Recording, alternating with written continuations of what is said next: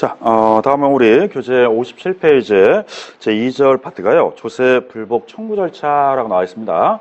자, 우리 조세 불복 청구 절차 나와 있는데, 이 문제는 우리 공인중개사 문제 딱 한 번 시험에 출제했는데, 23회 때 시험에 나왔습니다.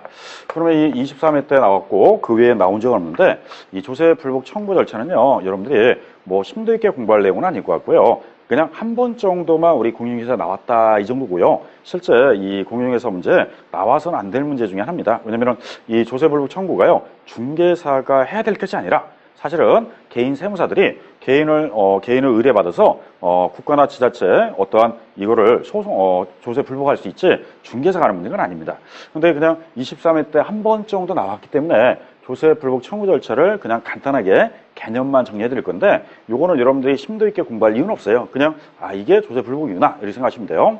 자, 앞으로 여러분들이 살다 보면요, 국가나 지자체에 세금 내라고 고지서가 올 건데, 이 고지 받았을 때 어떠한 부당하게 침해를 받았다, 아니면 내가 세금을 납세자가 아닌데 나한테 고지했다, 또는 내가 세금이 생각보다 너무 많이 나왔다 이러면은 조세 과세권자를 상대로 이 조세 불복 청구할 수 있어요. 자, 그냥 참고라고 그랬습니다. 그냥 청구를 어떻게 하느냐, 그 정도만 아시면 되고요. 조세 불복 청구는요, 강조하는 건 아닙니다. 그냥 23회 때 한번 나왔다는 것 뿐이지 당분간 나올 가능성은 거의 없고요. 우리 중개사 문제는 좀 아닌 것 같습니다. 자, 그러면 문장을 좀 보면은 이런 표현 나오네요. 조세는 본질적으로 국가가 개별적인 반대급 없이 국민으로부터 강제적으로 징수한다는 점에서 국민의 재산권을 침해할 우려가 있기 때문에 세법은 과세관청의 위법, 부당한 처분이고요. 그 권리 또는 이익을 침해받는 자는 그 처분에 불복하여 구제를 받을 수 있는 불복 절차를 제도적으로 마련하고 있다. 이렇게 표현되어 있습니다. 그러니까 여러분들이 어떠한 부당한 처분을 받으면 그 세금에 대해서 불복할 수 있다, 이 뜻이에요. 자, 그러면 첫째, 국세에 대한 불복 청구 나와 있는데, 국세에 대한 불복 청구는 이의 신청이다, 심사 청구다, 심판 청구다라고 해서 교재에 쭉 보시면 내용이 나왔는데, 나중에 좀 시간이 있으면 한번 읽어보세요. 좀 시간 없으면 그냥 넘어가도 됩니다. 자, 그래서 이의 신청, 심사 청구, 심판 청구 나와 있고요. 요거를 좀 이해를 하기 위해서 우리 59페이지에 보면 그림이 나와 있는데, 요거 갖고 설명을 좀 드릴게요. 자, 우리 국세에 대한 불만이 있다 그러면, 국세는 세무서에서 합니다. 지난번에 지방세는 시군구에서 한다고 그랬죠. 그럼 국세는 세무서장이 고지하는 겁니다. 또는 지방국세청장, 국세청장이 있고 조세심판원장, 감사원장이 있습니다. 이런 장한테 여러분들이 뭔가 불만이 있다, 그거를 표출하면 돼요. 자, 그러면 납세의무자가 어떠한 부당한 처분을 받았다, 부당한 이익을 받았다 그러면은 요거에 대해서 불복 신청할 수 있는데, 첫째는 세무서장을 상대로 이의 신청할 수 있어요. 자, 이의 신청하는 건 좋은데 여러분들 꼭 알아야 될 게 하나 있어요. 이건 시험을 떠나서 여러분들이 꼭 알아야 됩니다. 뭐냐면, 앞으로 여러분들이 이제 수많은 여러분들이 앞으로 계속 생활하실 텐데, 그 중에서 뭔가 이 불복하고 싶다 그러면 이 기간을 잘 지켜야 돼요. 90일 이내 청구해야 됩니다. 자, 이 90일은 시험을 떠나서 좀 알아두십시오. 왜냐면 90일 지나면 안 받아줘요. 그래서 90일 이내 청구하라 이렇게 나옵니다. 그러면 내가 90일 이내 청구하면 세무서장은 청구를 받았으니까 그 조사에서 결정을 한 다음에 나한테 다시 고지해줘요. 그 결정은 30일 이내에 결정하는데, 이 결정은 세무서장이 하는 거고요. 나는 며칠 안에 청구해야 된다? 90일. 나는 납세 의무자니까 내가 청구를 해야지만 이의 신청에 대해서 결정을 해준단 말이에요. 그러니까 청구 기간이 중요한 거지, 요 결정은 그게 중요한 건 아닙니다. 자, 우리는 90일 이내에 청구한다 이렇게 나와 있어요. 자, 세무서장이 마음에 안 든다, 국세청장한테 청구해도 되고요. 조세심판원장한테 심판 청구해도 됩니다. 그러면 국세청장한테 심사 청구도 90일이고요. 심판 청구도 90일이기 때문에 여러분들이 원하는 장한테 청구할 수 있어요.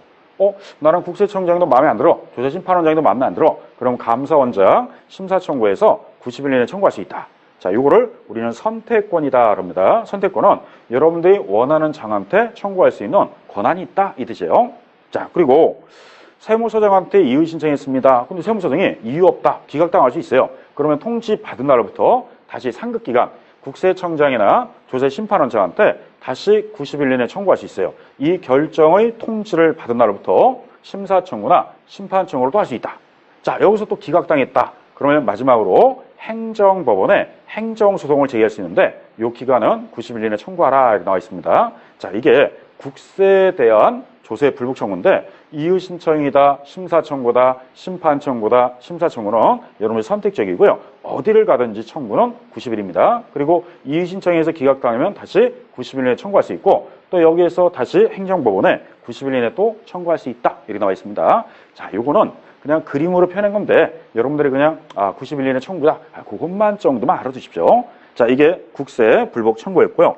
자, 이번에는 지방세 불복 청구가 나오는데 지방세 불복 청구도요. 양가로 1번 이의 신청, 다음 페이지 보면은 심사 청구 및 심판 청구 있고요. 그 다음에 결정 나와 있는데 지방세도 마찬가지입니다. 청구는 90일이에요. 다 90일인데 만약에 지방세니까 세무서장이나 지방국세청장한테 하는 게 아니라 우리는 시, 군, 구청에다 한다든지 구청장을 상대로 한다든지 또는 도지사를 상대로 해서 이의 신청하면 돼요. 그 다음에 특방 도지사한테 나중에 심사 청구할 수도 있고요. 조세 심판원장한테 심판 청구할 수 있어요. 자, 요거는 국세냐 지방세냐 차이지 장들한테만 여러분이 청구할 수 있는데 앞으로 국세도 90일이고요. 지방세도 90일 내에 청구할 수 있다. 그러면 이의 신청하든 심사 청구하든 심판 청구하든 다 며칠 안에 할 수 있다? 90일입니다. 자, 그러면 국세하고 지방세가 차이점이 하나 있는데 좀 아까 국세는 요 단계별로 올라왔어요. 처음에 이의 신청 거쳐서 심사 청구 가도 되고 처음에 심판 청구 와서 나중에 행정소송을 제기할 수 있습니다. 근데 지방세의 특징은요. 처음부터 납세 의무자가 행정법원에 행정소송할 수 있다. 이게 국세와 약간 차이입니다. 나머지는 차이가 없는데 뭐 지방세라도 심판 청구 갔다가 행정소송 제기할 수도 있지만 처음부터 행정소송을 제기할 수 있다. 이게 국세하고 조금 차이점이다. 이렇게 생각하시면 돼요. 자, 그러면 나머지는 여러분들이 한번 쭉 보시면 되는데 조세 불복 청구는 그냥 오늘 한번 듣고 그냥 마무리했다 이렇게 생각하십시오. 이거는 나중에라도 뭐 반복적으로 우리가 공부할 단어는 아닌 것 같습니다. 자, 그러면 60페이지까지 해서 조세 불복 청구에 대해서 우리가 살펴봤고요. 자, 이제 3절. 3절은 부동산 관련 조세 나와 있습니다. 이 부동산 관련 조세도요, 우리 시험 문제 가끔 시험에 나왔는데, 출제가 8회 때 나왔었고요, 13회 때 나왔고, 15회 때 나왔고, 17회 때, 이렇게, 이때는 좀 많이 나왔었습니다.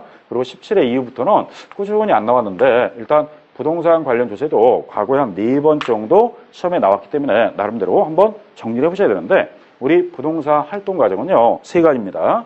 부동산을 취득할 때 내는 세금이 있고, 부동산을 보유할 때 내는 게 있고, 부동산을 양도할 때 내는 게 있는데, 취득 시 어떤 거 내느냐, 보유 시 어떤 거 내느냐, 양도 시 어떤 거 내느냐, 그걸 좀 정리를 할 겁니다. 자, 그러면 이제 우리 교재에 보시면 61페이지에 이렇게 나와 있네요. 첫 번째 지방세 나와 있는데, 지방세 중에서 취득세는요, 당연히 취득할 때 냅니다. 여러분들이 부동산 취득하면 이 취득 단계에 부과하는 세금이에요. 그 다음에 등록면허세도요, 본인이 등기하고 등록할 때 등록면허세를 냅니다. 그래서 취득 단계에 부과하는 세금이고, 자, 그 다음에 재산세. 재산세는 매년 내기 때문에 보유 관련 조세라고 합니다. 그 다음에 지역자원시설세도요, 재산세 낼 때 지역자원시설세를 함께 내요. 그래서 보유세이기 때문에 지역자원시설세는 나중에 우리 공부할 때 병기항목이라고 해서 어디에 함께 고지하냐면 재산세 같이 고지해요. 그러면 재산세 매년 보유할 때마다 내니까 지역자원시설세도 매년 보유할 때 냅니다. 자, 여기까지는요, 한 단계이기 때문에 어렵지 않아요. 뭐 취득세, 등록면허세는 당연히 취득 단계, 재산세, 지역자원시설세는 보유 단계, 이렇게 한 단계씩 있는데 좀 헷갈리는 게 여기부터 좀 헷갈릴 겁니다. 자, 우리 지방교육세가 있고요, 지방소득세가 있는데 방금 아까 지방교육세는 우리가 부가세라고 그랬습니다. 부가세는요, 본세에다 붙여서 과세하는 세금이 지방교육세인데, 자, 지방교육세를 잘 보시면 2단계가 있어요. 2단계. 좀 아까 우리 취득세니 재산세는 한 단계였는데 지방교육세는 2단계예요. 자, 그러면 왜 2단계가 되느냐? 첫 번째, 우리 지방교육세는 왜 취득할 때 부과되느냐? 대표로 취득세 내실 때 지방교육세 20% 내야 되고요. 등록면허세 내실 때 지방교육세 또 20% 내야 돼요. 그래서 취득세 낼 때 당연히 지방교육세도 같이 내야 되고, 등록세 낼 때 지방교육세도 같이 냅니다. 그래서 취득 단계에 붙어요. 그 다음 보유 단계는요, 재산세를 낼 때 이 20%에 해당하는 지방교육세를 또 내야 돼요. 그러면은 여러분들이 본래 세금을 낼 때 부가세까지 다 같이 내야 되기 때문에 지방교육세는 취득과 보유 시에 있습니다. 양도 시에는 관련이 없어요. 자, 그 다음에 지방소득세에 나와 있는데 우리 소득이라고 그랬습니다. 소득. 자, 소득은요, 취득할 때는 당연히 소득은 없어요. 그러면 어느 때 소득이 있느냐? 보유와 양도인데, 자, 보유할 때는 부동산을 타인에게 임대한다. 임대하면은 임대료 받죠. 그러면 월세 얼마 받는다. 그러면은 임대 소득이 있기 때문에